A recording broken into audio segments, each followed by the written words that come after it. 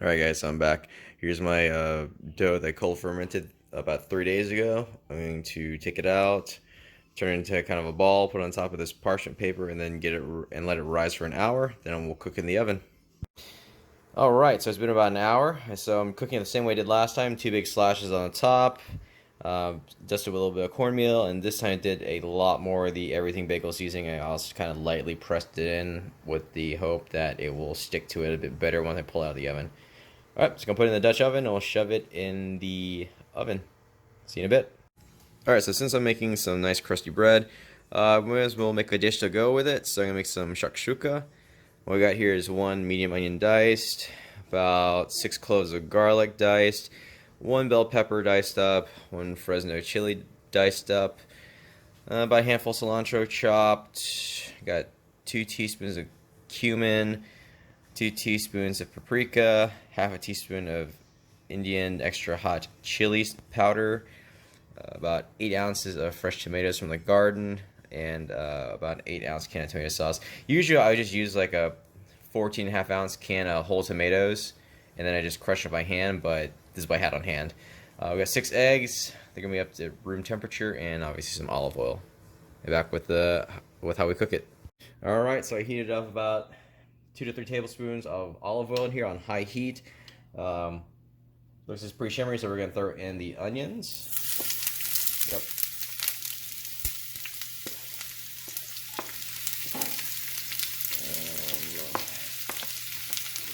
Then we'll do the bell peppers and the fresno chilies.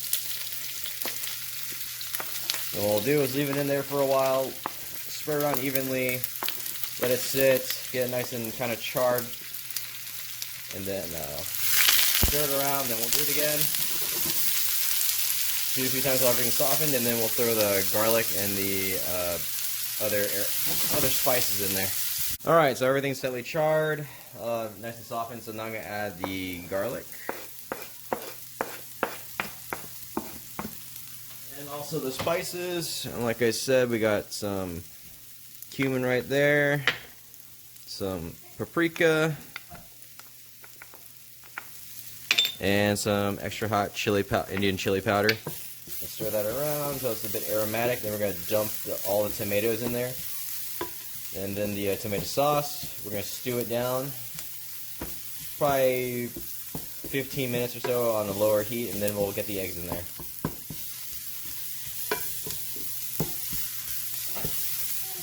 Alright, so that's starting to smell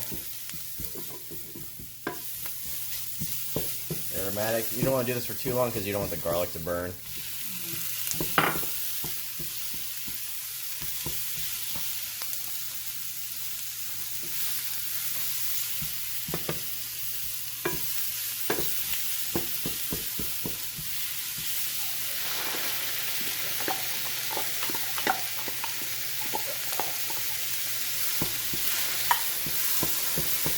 We're going to turn the temperature down.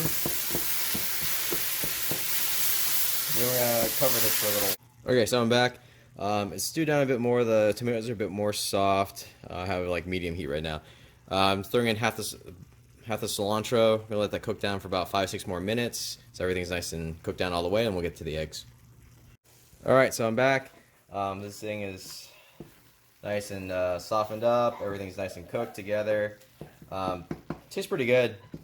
So now we're going to add the eggs. They're all at room temperature. So what we're going to do is make a little bit of a well, like that. Crack the egg. That's one down. Alright, so it's time to add the eggs. All I did was usually just use a spoon, push it on the side, make a little hole so that the bottom is exposed, and then I crack the egg and put it in there. Put about 6 eggs in there. So what we're looking for is the bottom to be kind of fried and the top to be poached. So we'll just have it at a simmer, so kind of like a medium-low heat here, and it should only be a few minutes for that to happen. Alright, and I'll get the video back as soon as that's done. Thanks. Alright, so we're back. It's only been a few minutes, but it looks good. Only thing I did off camera was I just put a bit of salt on each of the eggs, and then some salt and some pepper, obviously. But this is done. Okay, so I just pulled my bread out. Looks great. There's a shakshuka. Oh, I need that cilantro. Sorry. So it actually came out all together. So now the finishing parts here. Throw some cilantro all over this. And then ready to eat once we slice this all up.